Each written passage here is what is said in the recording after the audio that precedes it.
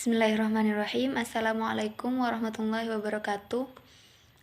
Perkenalkan, nama saya Bilqis Amirah, NIM T 2018-5033. Saya dari PIAUD 1 semester 5. Di sini saya akan menjelaskan tentang gangguan kesehatan pada anak usia taman kanak-kanak, yaitu di bagian gangguan psikis. Psikis itu sendiri memiliki arti kejiwaan atau jiwa seseorang manusia. Psikis juga dapat diartikan dengan kesehatan mental seseorang. Yang umumnya gangguan psikis ini tidak sepenuhnya menjadikan anak tidak sadar, namun lebih kepada ia mengalami keterlambatan atau ia mengalami suatu kejadian yang dianggap di luar kendali dalam masyarakat begitu. Lalu di sini ada saya akan menyebutkan beberapa jenis gangguan pada kesehatan anak. Yang pertama yaitu gangguan cemas. Gangguan cemas ini pada seukuran anak-anak sebenarnya dianggap hal yang wajar karena mereka baru saja mengenal hal-hal yang sebelumnya tidak mereka ketahui. Namun yang menjadi permasalahan ialah ketika perasaan cemas itu berlebihan. Seperti ketika anak mengkhawatirkan suatu hal yang tidak ada atau tidak terjadi. Gangguan cemas ini biasanya terjadi karena faktor genetik atau trauma berat yang dialaminya dahulu. Nah, gangguan psikis yang kedua yang dialami oleh anak-anak ialah autisme. Autisme sendiri adalah anak yang mengalami kesulitan dalam bersosialisasi, tingkah laku, dan cara berbicara. Dan autisme ini biasanya dikenal dengan anak yang sulit untuk fokus.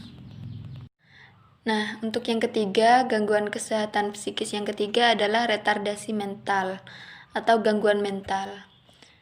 Ini biasanya terkenal dengan sebutan keterbelakangan mental. Ini terjadi karena adanya gangguan dari perkembangan intelijensianya si anak disertai mental anak yang tidak sesuai dengan usianya. Nah, penyebabnya ini bisa karena proses patologis di otak yang disebabkan infeksi, racun, trauma, atau dari genetik. Lalu yang keempat ialah diseleksia. Nah, diseleksia ini adalah gangguan yang terjadi pada anak yang tidak bisa membaca atau kesulitan untuk menuliskan huruf yang benar atau mengurutkannya. Gangguan diseleksia ini tidak memiliki arti bahwa mereka yang memiliki penyakit ini itu bodoh atau mengalami penyakit fisik. Namun informasi yang diterima otak itu sedikit berbeda dari anak normal lainnya. Lalu gangguan psikis yang kelima adalah ADHD atau di Indonesia itu biasa disebutkan dengan GPPH. Kepanjangannya yaitu gangguan pemusatan perhatian dan hiperaktivitas. Nah, anak yang mengalami gangguan ini akan terasa sulit diatur dan terkesan tidak peduli nasihat dari orang lain. Selain itu, ia juga sulit fokus pada suatu hal. Selanjutnya adalah gangguan bipolar. Nah, gangguan bipolar ini terjadi jika adanya perubahan mood yang drastis tanpa ada alasan yang kuat. Anak bisa terlalu gembira atau terlalu sedih hingga depresi. Gangguan bipolar ini biasanya dapat diredakan dengan terapi yang dilakukan oleh ahli.